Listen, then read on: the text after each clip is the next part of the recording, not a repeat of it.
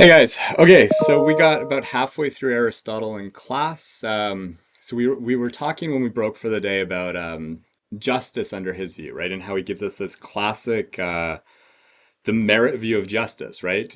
For Aristotle, justice is giving people what they deserve, right? Whether good or bad.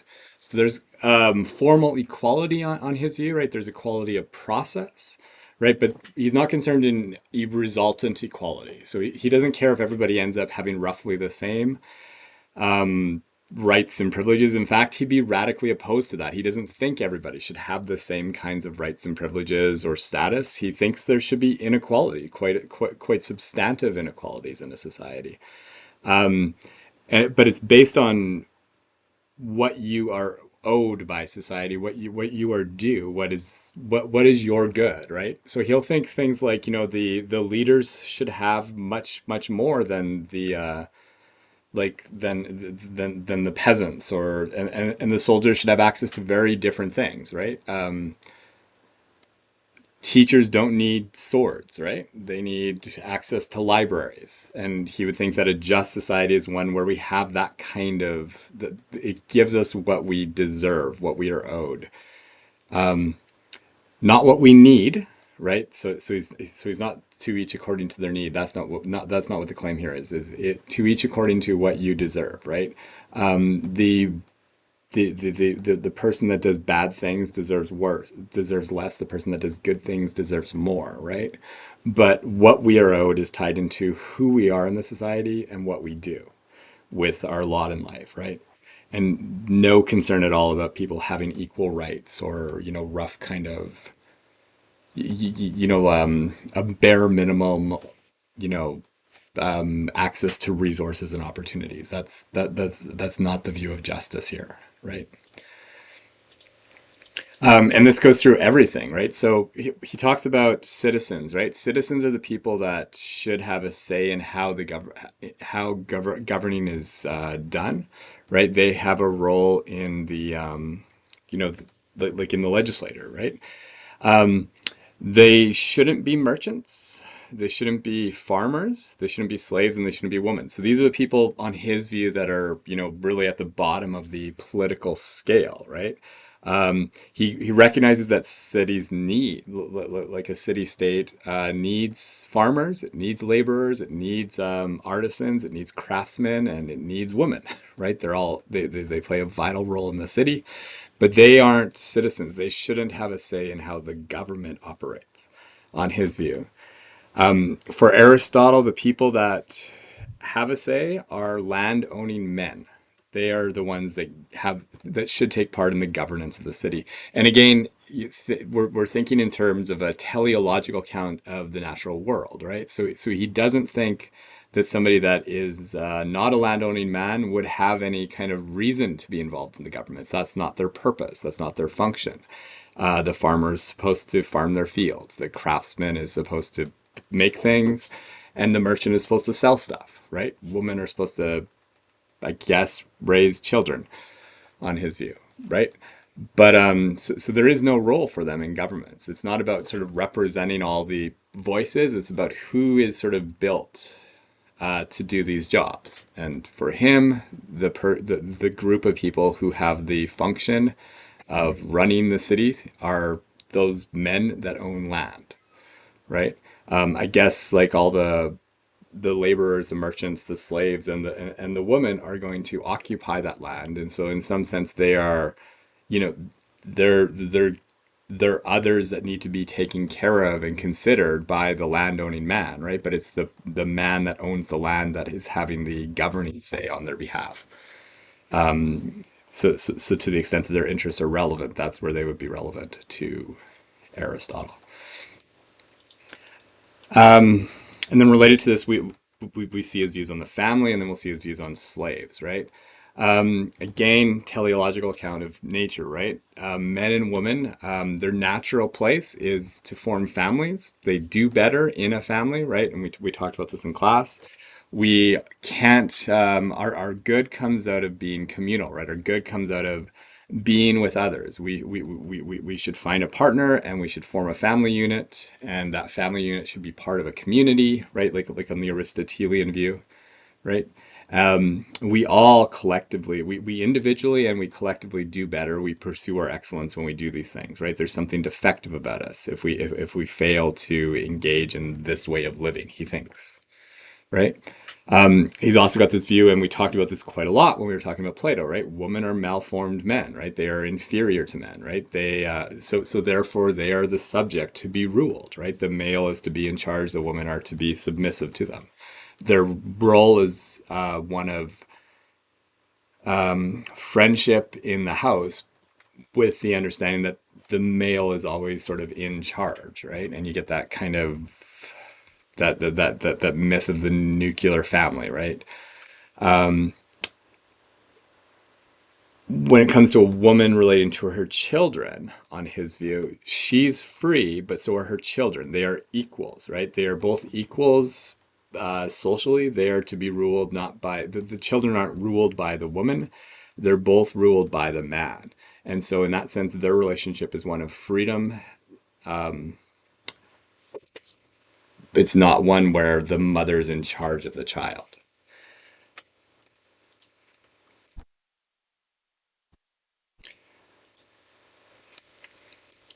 Aristotle thinks some people are natural slaves, right? We talked about this as well. What makes you a slave for Aristotle are a couple things.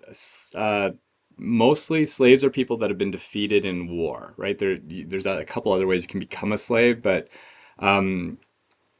mainly a slave is somebody who's been conquered, right? They are not citizens. For Aristotle, it would not make sense to conquer somebody, take their land, and then give them, like, citizenship, right? They no longer have land of their own, right? It's been taken from them, so they have no legitimate say. They bring nothing to the state, right? So they don't, they're not citizens. And if they were, they'd be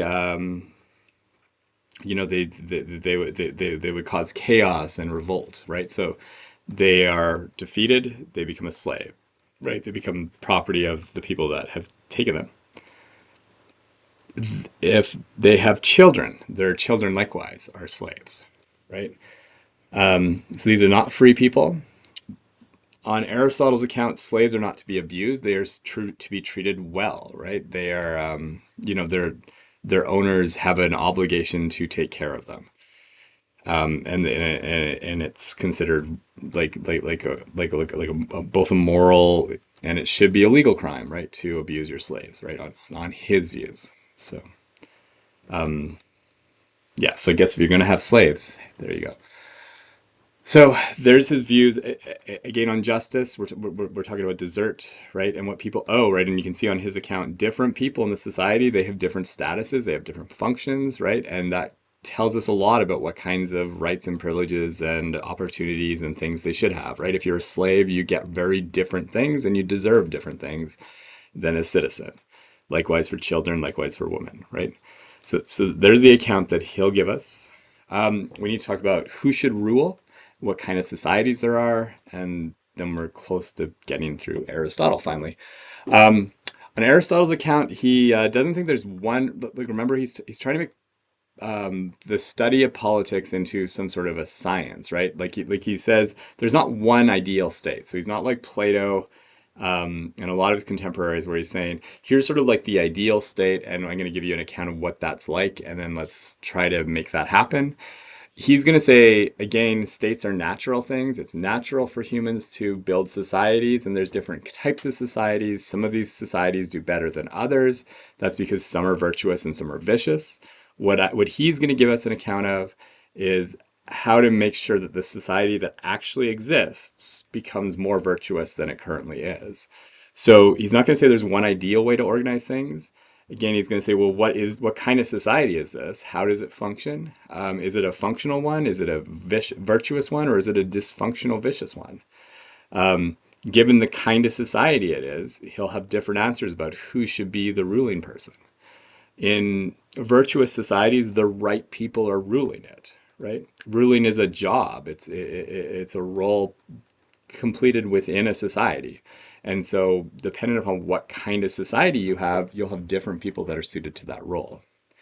So, one of the questions he would ask is, again, what's the structure of this existing society? How many people are in the role of ruling? Who are those people? And who should be doing that ruling? Right.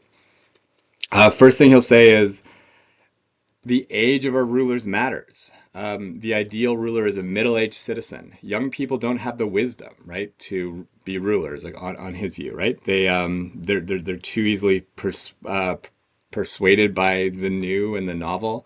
They don't have that. On Aristotle's view, they don't have the kind of wisdom that comes with age of seeing things fail and seeing things succeed, right? So he doesn't think that they're well suited to this task of ruling. They're too focused on and they're too motivated by their passions, right?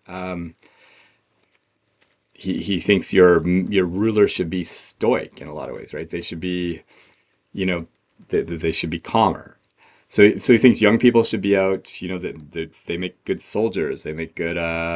They have different roles in life, right? And so he doesn't think the young should be ruling, and likewise, he thinks the elderly shouldn't be ruling either. They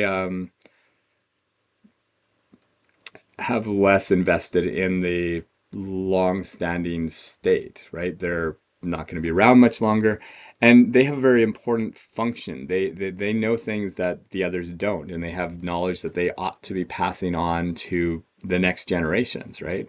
So really, he thinks what the elderly should be doing is they should be advising and they should be teaching. They know things that nobody else knows, but they're not in the prime of their life where they should be doing the ruling. That for him should be with the middle aged. Then on his account, we're going to organize cities not by like the Platonic method where we sort of had like the ideal aristocratic state that slowly degenerates to democracy and then into tyranny. On his account, the way we organize states is by asking, well, how many people are in charge? And then once we know how many people are in charge, is it a virtuous version of this or is it a perverted version of this? So he says, if you've got one person in charge, you can either have a tyranny or a monarchy. The monarchy is, the ideal, right? That's a virtuous state. It's a good state. If you've got one ruler, that's what we should be working towards. If it's perverted, it's become a tyranny. If you've got few rulers, you've got an aristocracy, which is a good thing, or you've got an oligarchy, right? If you've got many, you've got something perverted, like a democracy. Again, like most of his contemporaries, democracy is considered a bad thing, right? So democracy is the perverted version of a city ruled by many. The ideal is what he calls a polity. So what distinguishes the perverted versions from the virtuous versions? It really has to do with the interest of the rulers, right? In a perverted state, the rulers are acting in their own interests, whereas in an ideal state, they're virtuous. Your leaders have cultivated the virtues, and so they're not motivated by self-interest or self-gain. Primarily, they're interested in everyone, right? So the monarch, he thinks, is going to be ruling for the realm, right? The monarch will rule in the interest of all the citizens and all the parts of the realm. Whereas in a tyranny, right, the tyrant just cares about themselves, right? And so they'll look at the realm and they'll just go, well, how can I exploit all this? How can I get more for me and mine? Likewise, in a aristocracy versus an oligarchy, in an aristocratic state, you've got a group of elites that make decisions on behalf of everyone, right? And they're focused on the best interest of the society, right?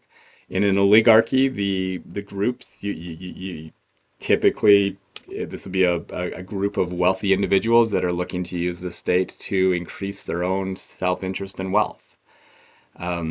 And in a democracy, same thing, right? In a democracy, the citizens all see themselves as consumers. They all see themselves as, competing against each other. And they look at, well, what can the state do for me, right? What will you as a politician do to promote my interests? That's all I care about. Whereas in a polity, again, you've got a collective community that deeply cares about that community, right? And again, go back to his views about justice, go back to his views about our function. He's a communitarian, right? The virtuous person, we thrive, we do our best when we are members of a community and we are actually deeply committed to that community and its flourishing, right? So in a democracy, that's what we need to be like in a society measured, ruled by many. That's where we need to be again, right? We need to be collectively focused on all of us and what's good for us, right? Rather than what's good for me and mine within our group, right? It's not we all get to have a voice and then we all try to promote our own interest. It's we make decisions that we believe are in the best interest of all citizens, not merely ourselves. Sometimes we might even make decisions that are harmful to me because they're good for all of us, right? That's what he thinks a virtuous state will be like. So just as an example, right, in a democracy, again, a perverted sick state, politicians would ask you to vote for them by promising to give you things, right? They'd say, hey, we'll give you tax cuts. We'll give you infrastructure investments and social programs that promote your own personal interests. In a polity, politicians wouldn't do that, right? They'd ask you to vote for pledging to do what is good for the state itself. So it's not a tax cuts versus new schools. It's rather this policy proposal will lead our nation closer to the virtue. And that policy might be less taxes, because it would be if they're not really needed, or it might be more schools. But it would be not because it's good for me, not because I have a kid and I need a school for them. It's because if we have more schools, we can better improve the virtue of our citizens, right? Like the emphasis, what we're concerned with, and how we make decisions is different. That's the idea, right? In a democracy, the citizens are different than they are in a polity. In a democracy, the citizens are trained really to care about themselves and their interests. Again, think of consumers. Think of a Hobbesian state of nature where we're all out. We're all to get what's good for us, right? That's what's wrong with a democracy. In a polity, for him, we are part of the community, and we primarily are concerned with what's good for that community, not what's good for me. Finally, he wants to say, like, when you've got a virtuous state, your rulers are noble. And by noble, he doesn't mean people that have like the right birth, right? What he means is they're people that have the virtues. They are excellent, right? These are people that are better than the rest of us. And you think about that, right? Like, I mean, um, when you have a politician, right? You don't really want somebody. I don't know. Like I guess this is a contrast, right? Some of us, we want to vote with somebody that we want to have a beer with or something like that, right? And a lot of times politicians, that's what they do. They go and they try to be, one of us. They got their hockey jersey on or their sports jersey, and you see them having a drink with, a bunch of, and be like, this would be a fun, like I get this guy or woman, right? There's somebody that I could hang out with and have a good time. For Aristotle, that's not who our rulers should be, right? It shouldn't be us. Your ruler should be somebody that we can look up to, and this person is better than me. If I have to rely on somebody to make decisions on my behalf, that's who should be doing the decision making, right? They don't probably want to have a beer with them, but they're a better man than I, right? That's the kind of view here, right? Somebody that genuinely has has cultivated the virtues, right? Has lived, and again, middle age, right? They've lived a life where they've demonstrated that they have the capacity and the competence to do the leading, right? They are excellent people in any sense of the word. He thinks these are the people that deserve to rule. They have perfected the art of living and the craft of political science. They're a minority of us. There's very few of us that are educated, virtuous, and wise, regardless of what kind of society we have. But that's who he thinks should be in charge. Final thing he wants to say about political theory, right, is that he's trying again to make the study of politics into, I guess, a science, or at least a well-informed, careful, and craft, right? And so he sees politics as a kind of science, right? He's one of our early political scientists. He wants it to be both a body of knowledge and something that's motivated by reason. So he thinks that if you're going to be a politician, right? If you There's stuff you should learn. There's stuff you should know about how cities work. You should know the laws of your and customs and institutions of your society, right? And how to grow them and how to preserve them. You should know the history of your society. You should know the history of other societies, right? And you should know Like there's this kind of body of knowledge that he thinks is relevant to the study and pursuit of political science. And so before you sort of really go into politics, you should learn that stuff. The other thing that should govern how we do politics for him is reason, right? We should be primarily motivated by argument and reason to enact the right kind of social and political structures and pass the right kind of laws. So that's the view. That's Aristotle. Talk about the Stoics next week. Have a good one.